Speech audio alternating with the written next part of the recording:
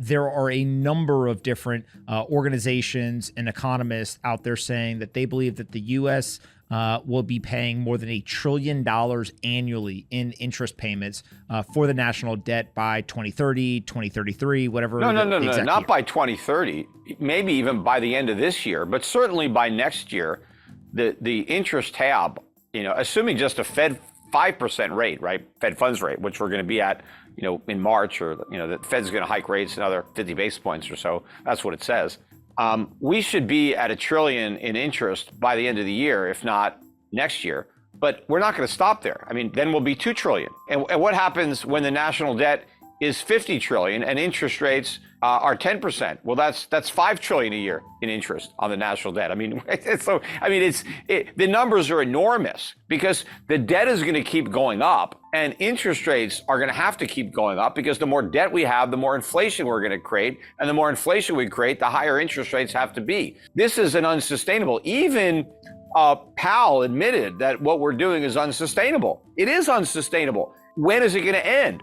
Only when there's a crisis, and a crisis is coming because the politicians will not act in advance of a crisis to avert one. They will wait until there is a crisis, and then they will try to react to the crisis after it happens. And so there will be a debt crisis. The only question is when. And I think it will be a currency crisis as well as a debt crisis, because the response to a debt crisis is to print more money, and that creates the currency crisis. Describe a little bit more in detail how you expect that crisis to play out, both the debt and the currency crisis. Like, what would your expectation be with either the sequence of events or the things people should pay attention to?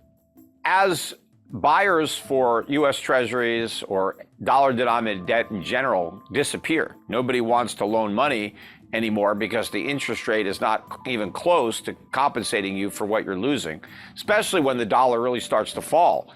Then your foreigners are not going to want to loan us money if the dollar is going down against their base currency. So you're going to start to see a loss of buyers. And then the Fed is going to step in with an even bigger quantitative easing program to pick up the slack, to buy the bonds that nobody else wants. Well, where does the Fed get the money to buy those bonds? It has to create it. And that means it expands the money supply. So it creates even more inflation, which will push the dollar even lower. And that will force, even more people to want to get rid of U.S. bonds, assuming there are still some private buyers around. Now you're going to chase them out. And now the Fed is going to have to expand its QE program even more. Because if the Fed doesn't step into the market, interest rates really go up. Look what happened in 1980 with Volcker. They went up to 20%. They could go higher than that now. I mean, we have a lot more debt now than we had back then. So in theory, rates should go higher now than they were back in 1980. But of course, since we have so much more debt than we had back then, the economy would completely implode. It would be just a meltdown. So they're not going to let that happen. But the only way they can prevent that from happening is by creating more inflation. And that's really what leads to the currency crisis, because the markets figure this out finally. Nobody wants our dollars. I think it'll start abroad where foreigners don't want our dollars, but then Americans won't want the dollars either because they won't be able to buy very much with them. So, the whole world will be trying to get rid of them. Do you think the United States debt limit gets increased? Could the U.S. default? And how does the debt limit play into monetary policy and the Fed decision-making? It will be increased, unfortunately, because it's always increased. But every time we get close to having to increase it, the Republicans make a big deal about it, so long as there's a Democrat president. Because when Trump was president or when Bush was president, they didn't care. They raised the debt ceiling. But once you have a Democrat in the White House, then all of a sudden you get a few Republicans who say, oh, wait, we don't want to raise the debt ceiling.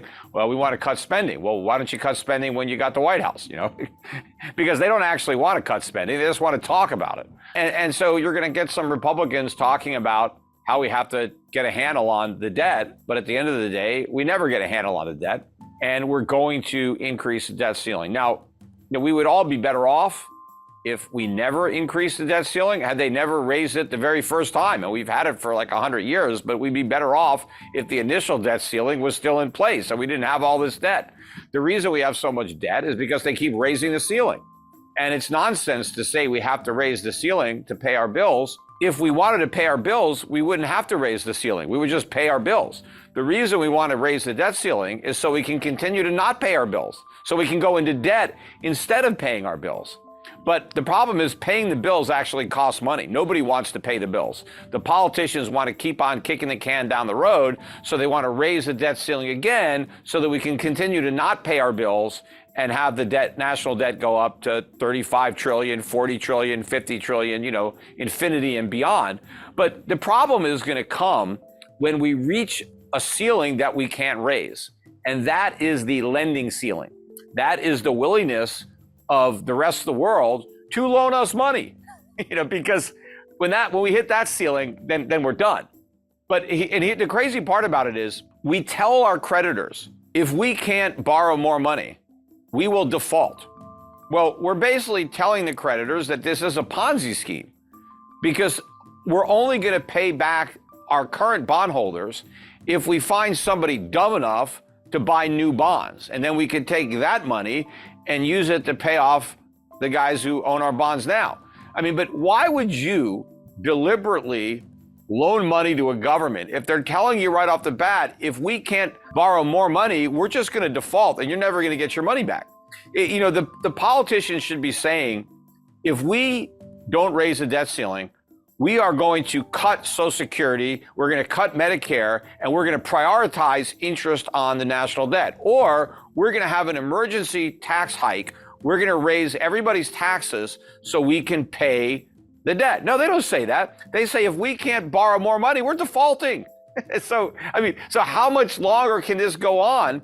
Because default is inevitable. It's only a question of when. Now, of course, the other thing that they can do if they're not going to default, well, they just print. Well, then there's hyperinflation, and that's the same thing. It's actually worse than defaulting. Could we see a world over the next 10 or 20 years in the United States where inflation is 10 or higher on an annual basis?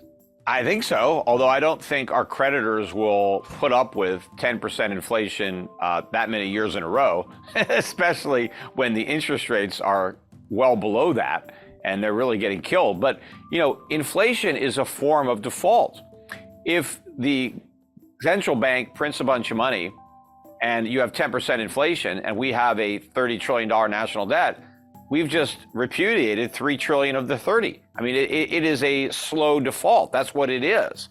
It's just a different way of defaulting. You do it through inflation instead of just reducing what you pay. But the impact is the same for the bondholders. Either you get all your money back, but you can't buy as much, or you get less money back, but you can actually buy the same. Let's say there's 10% inflation.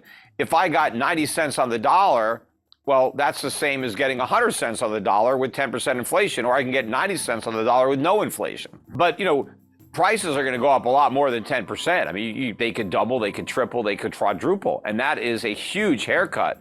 The bondholders end up losing 70, 80% or more of the value of what they loaned. And, that's like the government paying off 10 cents on the dollar, 20 cents on the dollar.